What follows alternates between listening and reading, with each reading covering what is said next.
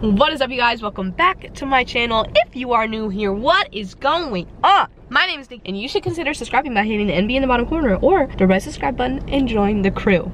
Yes, I got gum in my mouth, and with that being said, today is a beautiful, joyful, glorious, blessed kind of day, but you already know the drill with that. But today, I gotta be honest with you, this is a little impromptu. As you can tell, I am in my car. I am over here at some softball fields that I used to play at when I was younger. I was gonna say super little, but like 11 is not super little. I had therapy this morning and I was just reflecting on a few things, so I thought, you know what, why not make a video about this, because I think there's probably some people out there who need a little bit of insight as to what life is like after college athletics and being a college athlete, and what you expect is going to happen once you graduate and what really happened, at least in my personal opinion. And you guys, without further ado, let's just get into this video.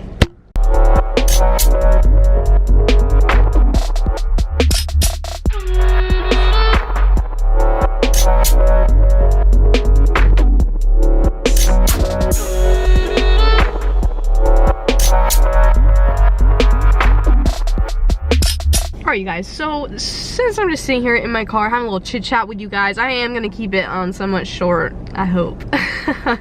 But there's a lot of things I feel like that this should be talked about, and I don't want to ramble because I have a habit of saying the same thing over and over and over again, and I apologize for that. But one of the first things that I want y'all to know once you graduate is finding a good, legit job, but not a job, a career, like a career job is difficult. And you might have to apply to like 100 places. You might get 2 interviews. You might make it to second round in one of those interviews, and then you're probably not gonna get the job I mean, you might. I mean, I don't know. I don't know you. I'm talking about personal experience here, because it seems that everybody wants experience. You have that, even the entry level is like 5 years of experience.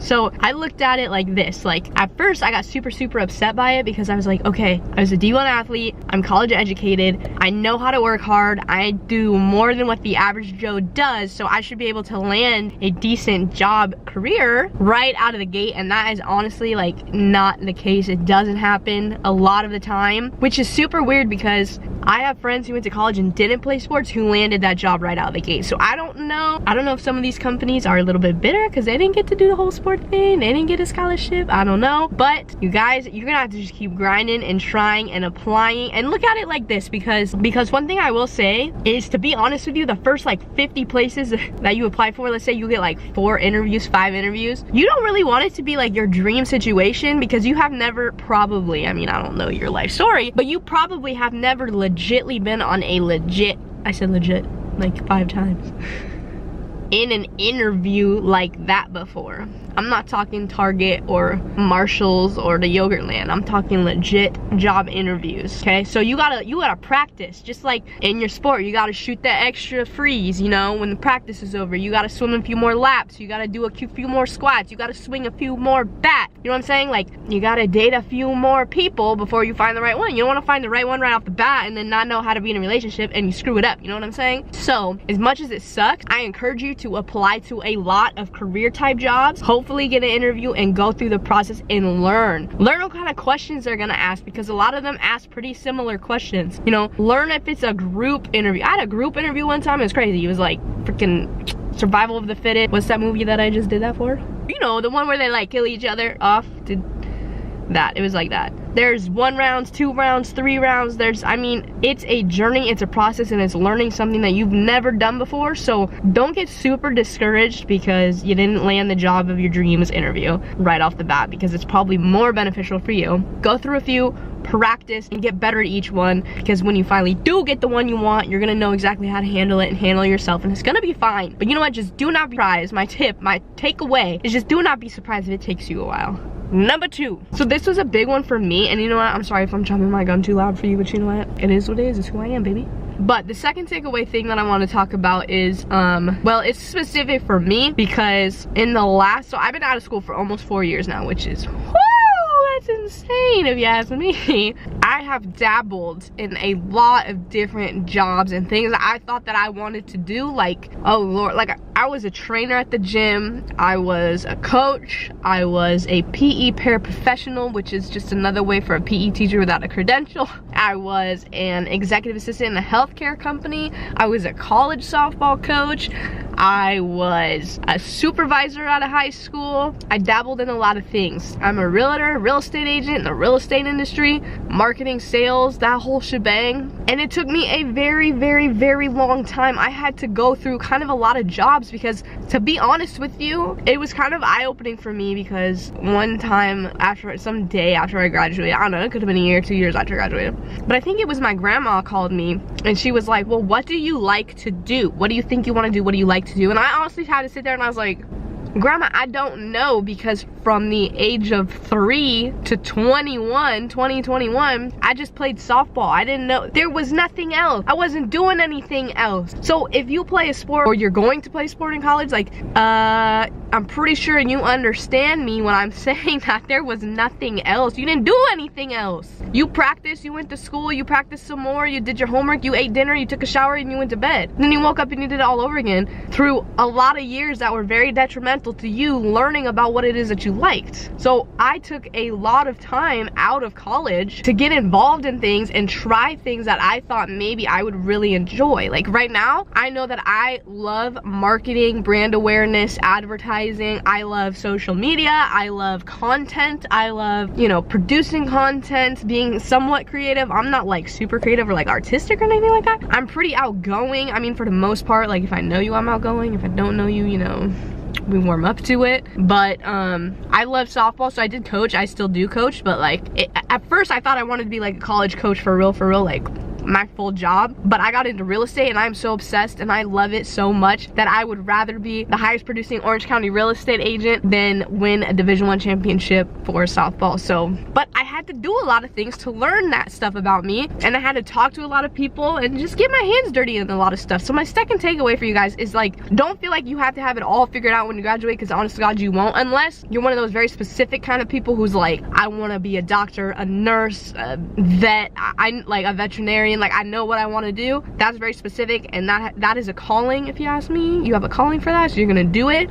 But for a lot of us who are just like, I don't know, like, it's okay. Give yourself a few years and don't compare yourself to like your friends, because they're in a completely different journey and you got to figure you out. So there's no shame in taking a few years to really self-discover yourself and to find out what your true hobbies and passions are outside of the sport that you played since you were like this big. So the third thing I want to bring up that it's not really like job related or whatever, it's just like health related, because you and I both know that in college, when you are an athlete, you are on a very, very, very tight schedule of how your day is going to be ran, what you're gonna do per hour, per minute, per second, pretty much, and what you have going on. When you graduate, there is no such thing as being late and having to run 10 gassers because you're 2 minutes late, okay? There's no such thing as that. If you're late, your boss just gets mad at you and you might not have a job eventually, but you know, to be honest with you guys, running those gassers is a little bit more scary than not having a job. But what I'm trying to get at this is there's not really, until you have that job, there's really nobody like, you know, really on your ass to make sure you get up and do exactly what you're supposed to be doing every single minute, second of the day. So you have got to be tight on your schedule. Create a schedule for yourself and stick to the schedule. Whether you have a job, you're just dabbling in a few things, figuring out what you want to do, set designated time slots in your day to fulfill that stuff. And like, you know, you need to stick with it. I mean, there's nobody who's gonna be out here and tell you, like, you know, like I said, you got 10 gassers if you don't do this. So you could just be on the couch like, I don't really want to get up and read a book right now, so I'm not gonna. And then you don't, which I've done plenty of times, to be honest with you. But break that habit early. If you're coming straight out of college, like, you have that in you already, so just stick with it. As soon as you let up a little bit on that kind of like focus and stuff, it's gonna take it and run away with it. So y'all need to really just hone in on your schedule, because we're not, I say we because we're college athletes here, we're not the lazy kind, so don't become the lazy kind, you know what I'm saying? All right, I think I'm gonna give 2 more little examples and 2 more little tidbits that I want y'all to know about life after athletics, because these last 2 I think are pretty damn good. Okay, so I think this one kind of relates to the first one I talked about, with, you know, not being too hard on yourself and taking time. It's really more about your mental health, because I know, personally speaking, for being an athlete, you're somewhat of a perfectionist and you're somewhat of a like, I want to bust my ass until I get this right kind of person. And in real life, as they call it, and being an adult, there's a lot of unexpected crap and a lot of things that are out of your control that happen. And when you're in college athletics, you don't really, I mean, I know everybody's different, and I've had experiences that probably some people haven't, and things pop up. But when you're an adult out on your own trying to figure out this life situation, it's good to have that mentality of you want to work your ass off until something comes perfect, but it can get super detrimental to your mental health and to your self-image if you carry that too far into this adult life thing, because sometimes you have got to cut yourself a little bit of a break. And honestly, this can relate back to when you are in school going through the program, you have an off day, you have got to cut yourself a little bit of a break, because mental health with college athletes is a serious topic, which I may do a video on in and of it myself, because Lord knows I had some mental health problems. So just be okay with cutting yourself a little bit of slack in the real world, because it is hard. It is hard. That's all I gotta say. Keep your head up, keep going, and if something comes along the way and pushes you off or messes you up, just keep going and give yourself a break. All right, so kind of the last thing I want to touch on is just the overall feeling of comparing yourself. So comparing yourself to your peers, to people you may have played with in college who are doing other things, or people who didn't play anything in college and are now doing some things. I mean, we're at a very weird place in our life. Some of us are married on our 4th kid, stay-at-home moms. Some of us are rising up the corporate ladder into great paying salary positions in corporate America. Some of us are hustling on the side, 6, 7 different kind of gigs. Some of y'all are trying to, you know, play at every event you can because you want to be a musician. Like, you cannot compare your 20s to other people in their 20s. Just like I always talk about at the end of my video, to enjoy the journey, whatever your journey is. Like, you have a very specific journey that you are supposed to be on and you are supposed to be fulfilling. So it's very easy to get caught up in, like, kind of like the last point, like, God, I was this kid who did everything right. I got great grades. I did the study hall thing. I was a scholar athlete. I performed really well on the field. I was healthy. I was fit, because that's another thing as you get older. Your health tanks a little bit. So, you know, it's really hard to be positive, because even the other day I had like a mental breakdown and I was like, I'm just used to being the girl who has it figured out. Like, I'm just used to being the girl that wakes up, busts her ass, gets better, and takes care of her shit. And like, when things like that don't work for me, it gets very difficult. And so when I think about where I am, in my mind, I'm kind of exactly where I want to be. Okay, hello, that was totally not right.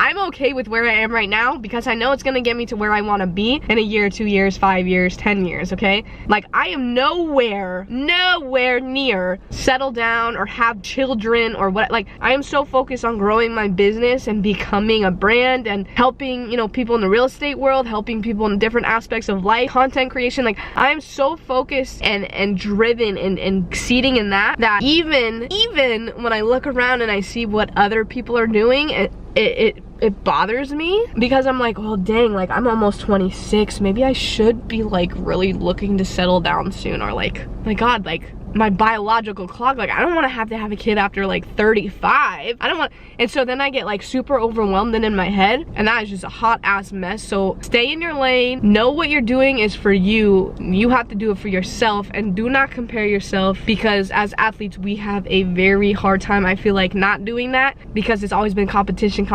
and we compare ourselves to who we're competing against in our spots. So it's very easy to compare ourselves with people in the same spot as us in life. And I just feel like that is a recipe for disaster. So you gotta know when you graduate that you have way more self-discovery that you have to figure out than you even know. You guys, I hope that didn't take up too much of your time. Thanks for sticking around. But honest to God, like, I just need to get off my chest. Maybe that was just something that I needed to hear from myself in the next year or so. Maybe I need to rewatch this myself. But you guys, I just know what it's like to be that kind of person and be that athlete and have things figured out and have things fall into place and have things, because you work your ass off. But sometimes in the real world, you work your ass off and things still don't work out. And I know what it's like to compare yourself to other people and try to beat out that person, because you feel like you need to one-up them to prepare. You need to one-up them to get there in life. You need to one-up them all the time, because you're just a competitive person, and that's what the hell you do. That's what we do. But you can't do that in this game of real life, because it just doesn't, that's not the point. That's not the point. That's not your life you're supposed to be living, so don't compare yourself to it. All right, you guys, I'm just gonna sit here a little bit and enjoy these beautiful views out here. Fun fact, this is where it all started for me.